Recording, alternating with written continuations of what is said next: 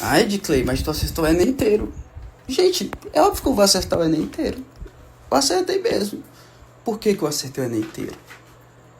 Porque o Enem inteiro é repetido, gente. Eu descobri o padrão. Você sabe, por exemplo, quantas pessoas elaboram o Enem? É 25 pessoas na sala segura. 25 pessoas. Essas pessoas estão no INEP desde 2009. Sigam lá na rede social. E aí você vai conseguir saber o que elas estão pensando.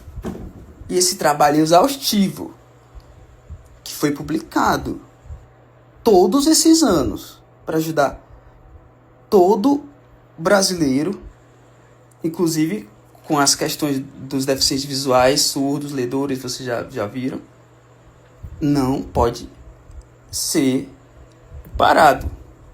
Eu vou continuar ajudando. Qual